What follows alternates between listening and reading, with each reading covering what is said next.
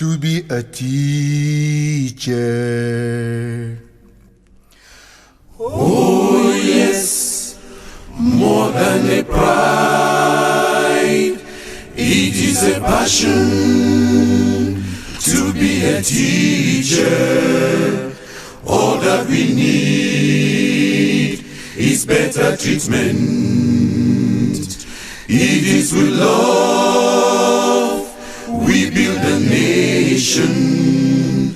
All that we need is better treatment. Ooh. A teacher is a nation builder who spends sleepless nights preparing his lesson. Transformation of education begins with the teacher. He does everything to meet up with changing times. They build doctors, pilots, engineers, and all great people. Oh no, with meager salary. We plead on the parents to stop negative intervention. Instead, assist them do their work. It is with love. It is with love. It is with love. We build a nation. All that we need is better treatment. It is with love. It is with love. Yeah. We build a nation. All that we need is better treatment. I'm shedding my tears for a teacher. I'm giving you knowledge, you slap me. I'm building your future, you kill me. Oh no, respect the teacher. I'm shedding my tears as a teacher. I'm giving you knowledge, you slap me. I'm building your future, you kill me. Oh why? Respect the teacher. Teacher, we tapsila. Teacher, we want you. Teacher, teacher, we tapsila. Teacher, we lonely. Teacher, we tapsila. Teacher, we want you. Teacher, we tapsila. Teacher, we lonely. Teacher, we tapsila. Teacher, we want you. Teacher, we tapsila. Teacher, we lonely. Do you believe? Do you believe? Yes, I believe. Mighty Father, Mother, Son, the Holy Spirit. Yes, I believe. Yes, I believe. Mighty Father, Mother, Son, the Holy Spirit. Yes, I believe. Mighty Father, I believe. Do you believe? Yes, I believe. You created heaven and earth. Yes, I believe.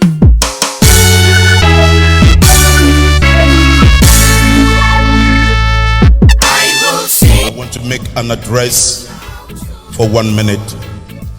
There is one man called Mahdi Usman, who spoke few days ago and tried to speak lies against the Southern Church and against the Southerners, that we Northerners that are Christians will come to the South and will find it difficult to get a land to worship God. And I want to say to you, Mahdi Usman, you're a liar. That is not true.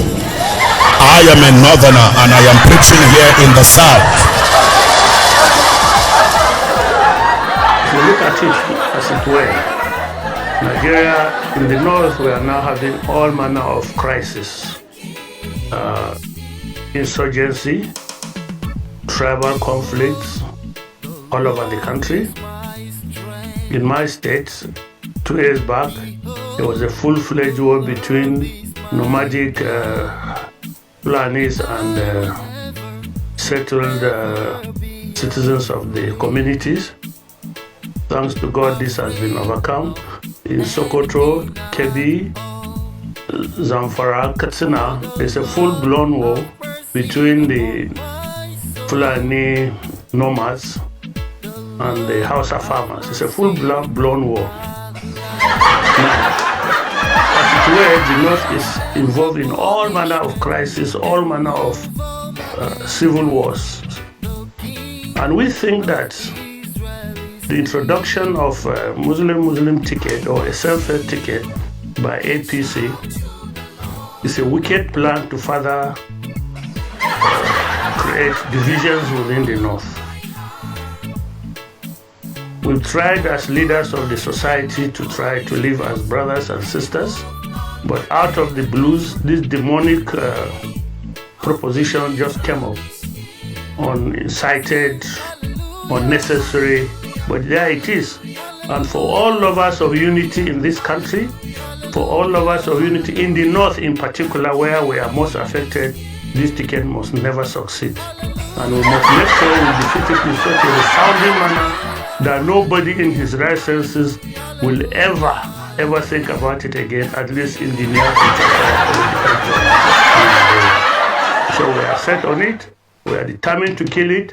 Our people are mobilized. Our people are ready for the election day. Very well said. Well, So that's where we are. thank you so much. Well, you and Yakubu Dogara definitely see eye to eye regarding this Muslim ticket, and he has said that Christians should not waste their votes in 2023 by voting for that Muslim ticket. I'm wondering if for the Christians who might actually be leaning towards the APC, do you think it would be a waste of their votes as Dogara interpreted? We've discussed it. It's not Dogara and I alone that are involved in this. Indeed, we are leaders of a group of about 40 leading Christian politicians in the North. We started work on this years back when we suspected there were a Muslim from the South to emerge as the candidate for any of the political parties. The risk of what has happened will happen. Now, there are two issues here. First and foremost, we are politicians. And the job of a politician is to win election and form government. Now, second, when we look at this ticket as designed principally to exclude Northern Christians from governance, it will not be wise for us to therefore go ahead and hang ourselves and exclude ourselves from the incoming government. It has always been when it is time for election like this, they come to us as, we are Northerners, we should vote together, we should vote for our brothers. Foolishly, we cast our votes along with our Northern brothers. And what happens? When the dining starts, they shove us out and we see them through the window eating buffet on the dining table. And this is what has informed some of this, our position that this time around, we are not going to go along with anybody that does not understand that we have a right to enjoy the perks of democracy. We are not going to go along with anybody, be him Fulani man, Hausa man, Kilba, Basai, Igbo, Yoruba, that doesn't understand that there's a distinct entity of people that are called Northern Christians, or in another sense, smaller tribes in the North.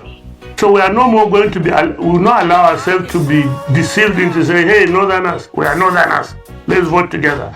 Then when we are through, they push us into the dustbin. We are not ready for it. We thank God that we realize that we've woken up to this reality, and our people have seen it, and they are mobilized to do it.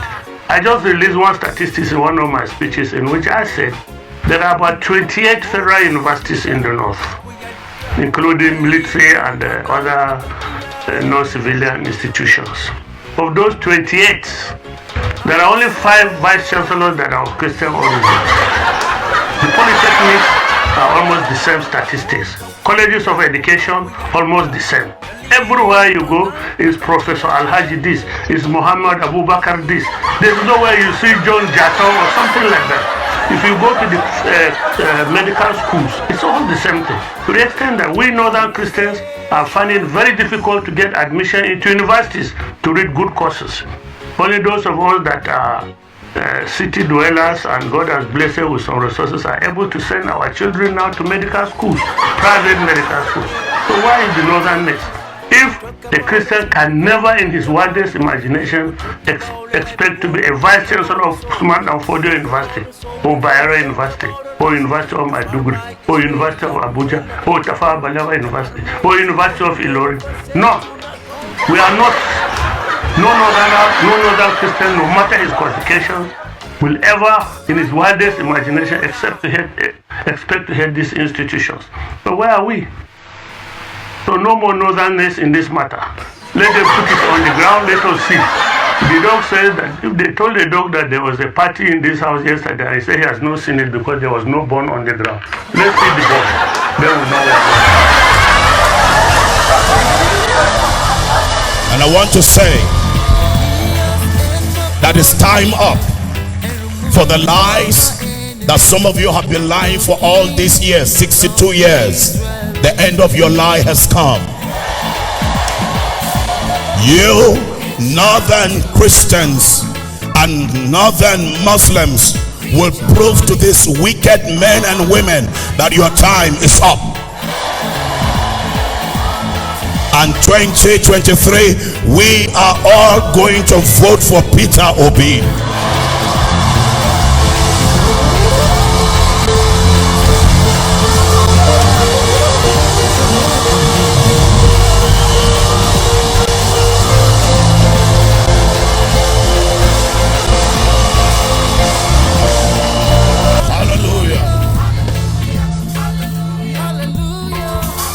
I want every one of you to know that nothing can ever threaten my stand.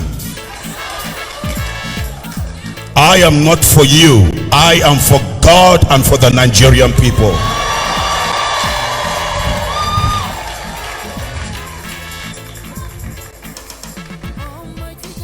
Muslims here in the south are having their mosques. Nobody Let's say sell the boat for 10,000 naira. Divide it by 365 days in a year. That should be around 28 naira. Now further divide it by 4 years. That's approximately 7 naira. Imagine selling your future at a rate of 7 naira per day. Vote wisely. What are we here for? Now listen. Listen. Some people have made sacrifice with your blood, the blood of your relations. They have stolen your resources. But now we are saying we are taking back our inheritance.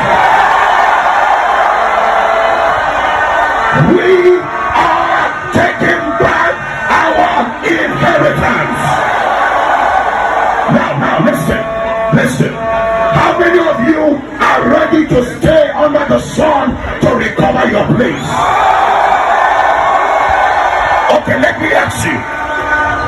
People have asked me this question. Why, as a preacher, what should I be doing on the campaign ground? What should I be doing on the campaign ground? But listen, I am here because the gospel of light must dispel darkness. So we want freedom, and I want you to shout it. Freedom!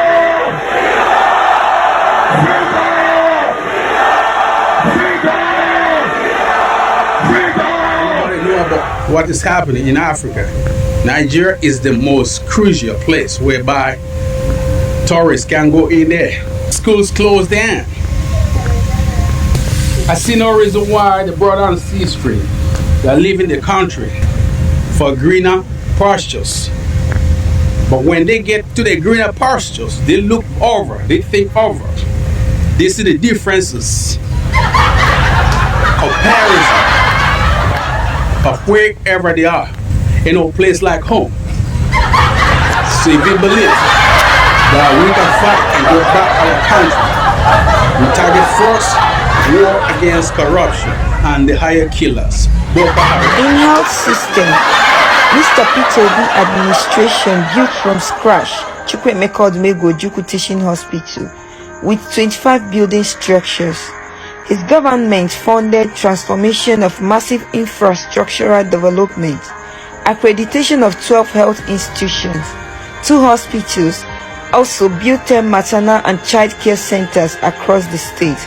He is the first governor to purchase medical equipment of about 135 million and 50 live ambulances to our hospitals, which are still functioning till date. He built and equipped Joseph Mwilo Heart Center in St. Joseph Adazi-Nnukwu, where heart operations are performed.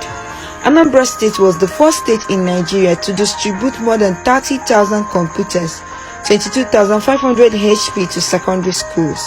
Mr. Peter Obi distributed about 700 school buses to secondary schools in Anambra State and built 200 primary school blocks. Donation of 300 million and 444 million naira to Anglican and Roman Catholic churches to rehabilitate their school. During his tenure, he gave 1 million each to more than 160 first-class graduates in Nigerian universities. To promote reading culture in the state, he erected and adequately equipped, was recognized as the best governor by the Millennium Development Goal in the implementation of their programs in Nigeria.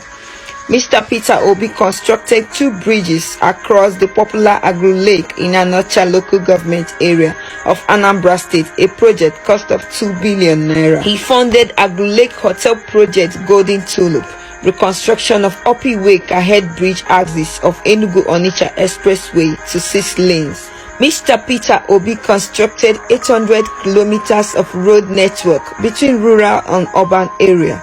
Some of the roads include Ibariami Internal Roads, Ekulobia Ezinifite Road, Niger Drive GRA Road Onitsha, Iftedun Road. He constructed Zik Avenue and Mpo Flyover, 30 verifiable bridges, Ezu Ebenebe Bridge Okanot, Isu Anocha Bridge, Okwaka River Bridge, commissioned the longest bridge Odo River in Orumba North. Best practice in waste disposal because he provided over 300 billion worth of waste evacuation trucks and receptacles. Nigerian Debt Management Office rated Anambra as the least indebted state in Nigeria. Mr. Peter Obi bequeathed 75 billion naira to his successor. With these projects and many more I couldn't cover in this short video, the credibility and competency of Mr. Peter Obi is undisputable.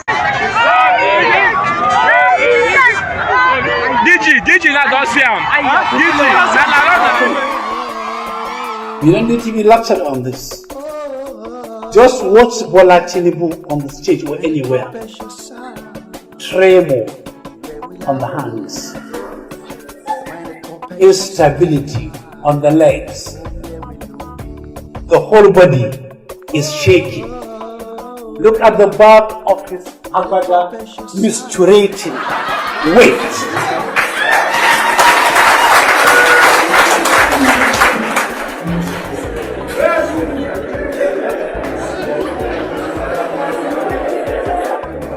Can I continue? Give me your silence, please.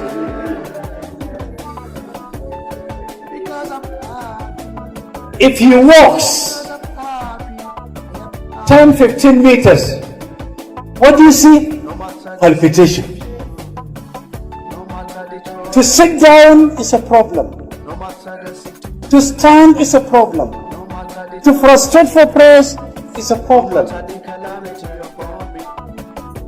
That is to tell you that he is not physically and mentally healthy.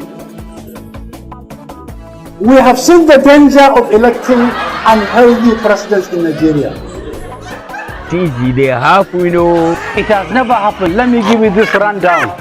As I'm talking to you now, over 16 permanent secretaries who had served their legitimate 35 years in service, who had retired and have collected their pension and are collecting their gratuity, have suddenly been brought back into public service as permanent secretaries, thus collecting a monthly salary, collecting their gratuity every month, collecting their pension every month, having paid their gratuity long ago.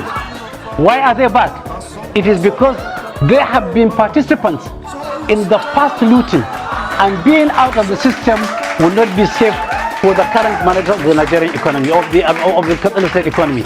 Secondly, they are also back because they have the permanence, they have the secretary to the government and the governor as people who are either their blood relations, or they are personal friends, or they are own partners in crime. Therefore, keeping them longer outside the system of government will not be safe for them and will be giving the governor and the SSG sleepless nights. Number two, where you have a cashier, there is a cashier called Masaudu. He was a cashier in the government house for 6 years. During his reign as the cashier, he was the closest person to the SSG. And by the last count, they have withdrawn in cash within the period of 5 years over 40 billion naira, with Masaudu's name appearing at every cash collection in tranches of 10 million over the last 5 years. Therefore, keeping Masaudu at a distance will not be safe. Therefore, what they did is now they transferred Masaudu back to another department in the governor's house, in the governor's office, under the power generation project. He was at the local government ministry as a cashier, and you could see what he did. Within a day, he will go to the bank 25 times. Access Bank has a branch in Katsina, has a branch in Daura, has a branch in Malumfashi, has a branch in Funtua. Now, in a kind of unbelievable behind-the-scene power, you will see in bank statement the same cashier Masaudu have visited Malumfashi with 20 checks of 10 million naira, let's say on 1st January, and he has cashed them. In the same day, he has been to Daura with 32 checks of 10 million naira, cashed them. In the same day, he was in Katsina Central with 28 checks of 10 million naira, cashed them. And in one breath, you see him in Malumfashi, all on the same bank statements, such that in one day, he will collect 1 billion naira cash. In a total of 1 month, he will collect over 6 billion naira cash. Recently, in a bank, in Access Bank, I have the account, I have the details, I have everything. In between just one account, Kaduna State government has 43 bank accounts. In just one account, in 5 years, Masaudu Aliyu collected 11 billion 498 million in cash. One begin to wonder, where is EFCC? Where is NFIU? Where is the Central Bank? Where is NDIC? Where are all other financial regulating organizations when this nonsense is happening? The tragedy in Kaduna is being orchestrated and is being supported by all banks that have Kaduna State government account in their banks. They are complicit. They are conniving with government officials to steal people's money for selfish and irresponsible reasons. I will go further again. You have somebody who is just on level 10. Just last week, there were appointments. And incidentally, of the appointment of permanent secretaries, 4 of them are officers below the level 12. But they were upgraded against all clarion calls. Now they are permanent secretaries in court. What will happen to the psychology of their colleagues? What will happen to the psychology of their seniors? What will happen to the psychology of the entire public servants? It is the same system where in the last 9 years, there are people who are called casuals. It is against the level in Nigeria. There are people who are still earning 5,000 naira in Kaduna under the nonsense casual payroll. I can continue ad infinitum. Yeah. All is not well in Kaduna. Kaduna is under siege. Oh, well, very serious allegations, I must say, that Malam Shehu. So now for just one state, now one man withdraw, we know first. We know what they happen around the country. When I say these people now, Luther continue, Victoria accept her. All right, let's make yet another analysis. Are you aware that the Dangote refinery has about 650,000 barrel per day refining capacity. Okay. And the estimated cost to build that refinery is about $15 billion. Continue. And the Pacific refinery in Ecuador has about 500,000 barrels per day capacity, and it was built for $12 billion. Okay. Kuwait is also building the Al Zour refinery for $16 billion, and the refining capacity of that one is about 615,000 barrels per day. Continue. Now, Nigeria produces an average of about 1.2 million barrels of crude oil per day. 1.2 million barrels. That means with just 2 refineries with the average refining capacity of the ones mentioned above, Nigeria does not have any business importing fuel. Now the federal government is proposing 6.7 trillion naira on fuel subsidy in 2023. That is what they have proposed in the 2023 budget. 6.7 trillion naira is equal to $15.6 billion. Now, the one where they bust my brain now is the federal government is planning to borrow 11 trillion naira to support the expenses for 2023 budget. 11 trillion naira. Alright. Now, from the calculations above, 11 trillion naira can build 2 good refineries in Nigeria from start to finish. See, this country cannot change unless something drastically changes about our leadership. And met this gentleman, a professor. This gentleman told him that he knew why we were out. We wanted to get support and sympathy for Nigeria and to explain the federal force to the international community. And he explained that the international community was not particularly interested in Nigeria as such. All that people were interested in were our resources. And he even went further to say, if we could get a robot to exploit your resources for us to develop our economies, we wouldn't mind the whole lot of you being eliminated. But, he said, in the case of Nigeria, there is a difference. And the difference is that Nigerians are very hard-working and very intelligent. And they have got resources, most of which they know nothing about. If this country, Nigeria, with all these resources, both human and material, was to have an uninterrupted period of 20 years of peace and stability, it would be another Japan. Because these intelligent, hard-working Nigerians would come to know about their resources, they would use their intelligence and work hard and exploit those resources and develop their economy. A developing economy needs a market, he said. In our own case, we have no problem with the market. Our population is large enough to provide the market that we need. And even without that, the Nigerian market is the entire West African region and beyond. So you will have no problem with the market.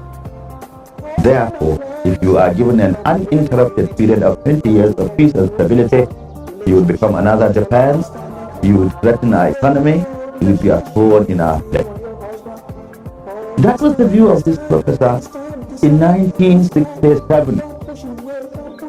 And he therefore ended by saying that even after the Civil War, we will not allow you to rest. We will create one problem after another for you. Knowing this, therefore, I feel that in spite of our shortcomings, which I must admit we have, there is a kind of orchestrated campaign against Nigeria so that it may not emerge the economic giant that it is destined.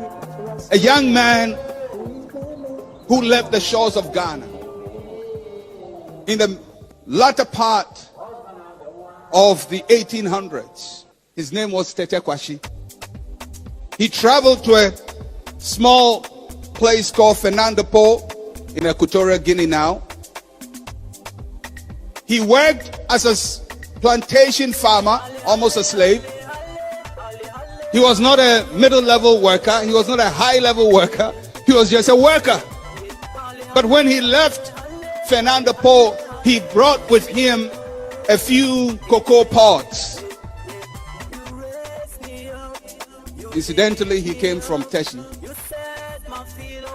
But he went to the mountains, the Abri Mountains, went to Kropong, eventually settled in Mampong, planted his first seeds from the cocoa that he brought. He didn't have much success. Very early, by 1879, he planted the first seeds in Mampong. By 1891, that is between 1879 and 1891, that's about 12 years, Ghana exported its first cocoa. 12 years after the first man planted the first seed, we exported the first cocoa. Can you imagine how many bags we exported? 2 bags. But by 1910, from 1879 to 1910, that is just about 31 years, is that right? 31 years. Ghana had become the leading producer of cocoa. Between 1910 and 1980, Ghana was the world's largest exporter of cocoa. When God blesses you, it has generational consequences in the same way if he curses you. If we are going to take charge of the future, we have to be generational thinkers. That means that for everything you do, you have to think of the person who is coming after you. And make sure the person coming after you will not be worse off, but will be better than you are. In very, very little things that we do. We must build capacity for the future. And we must power the next generation. So help us God. Amen. Allahu Akbar. You cannot stand and wait until it collapses. Those children who are supposed to be in university are not in school for 7 months are children of the church. And nobody cares about them. Those people who will keep quiet and they're stealing our oil are those that are elected. Every day you hear people are stealing oil. Oil is being stolen by people in government. Oil is not sweet you put in your pocket. For you to steal oil, a ship has to come to your territorial waters. And that must be approved by Navy. So it's not you. None of you can steal oil. Nobody here can steal oil. Your Grace, you can't steal oil. Because you have to have a ship. Every ship is registered and everybody knows where the ship is going. And you have to have approval. So the only people who can steal oil are people in power. This agreement that is keeping our school closed, Your Grace, was signed in 2009. And if the monetary content of it is about 1.2, 1.3 trillion, out of which Jonathan paid 200. The rest is spent. Just to show you why used oil, in 1 month, the money of oil they stole can pay for this. Our approval to oil is 1.8 million barrels. Nigeria's approval. But about OPEC, we are the only people. In July 2022, throughout the month of July, our production was 1,083,000. So every day we're losing 717,000. If you multiply by 31 days, it's 22,227,000. That's what we lost. If you multiply by how much they sold oil in that month, average of 110, is 2,445,000. million.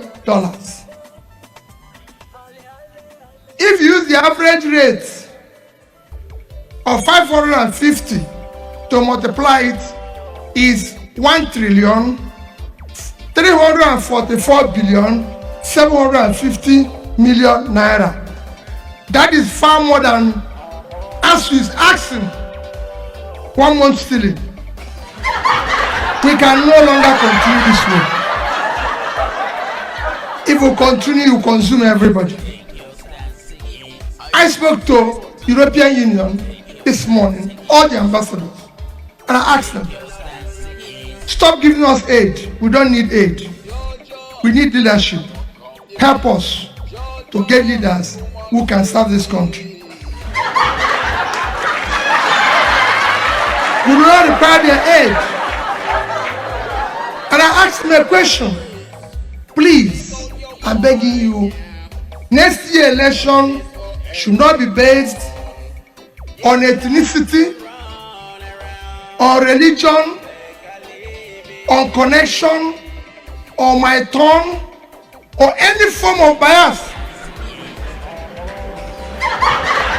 We don't need it.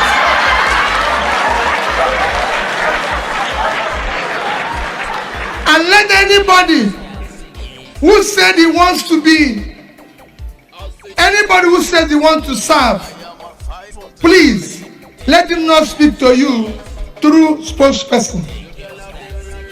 Let him come and tell you what he's going to do. You take note of it. Because when he goes into office, he'll start telling you what I saw when I got in. Or what I didn't see. All of us should see what is bad now. So when we hire the person, the job of a leader is to find solution, to prefer solution, and not to give us excuse. We are tired of excuses.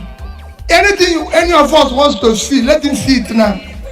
So when he goes, it is solving the solution. And after election, please do not go away. Part of our problem is that after election, you go away and His Excellency reverses the vehicle, which you all agreed is going north to south. And nobody is telling him, no, this is not what we agreed. I'm sure we'll have time one day to discuss this further. Next year's election must be based on character we can trust with the proven record of the past. It must be by competence. It must be by capacity and commitment. This is a job that requires physical and mental energy. And we must get it right. And that is what we're asking. The church must be at the forefront. Our children cannot continue like this. There's no offense they committed by being Nigerians. Nigerians are the best you can get in the world. And we have the energy to change this world. All we lack is that we have criminals who have hijacked this country, sealing everything away, and we are keeping quiet. Please, the church, wake up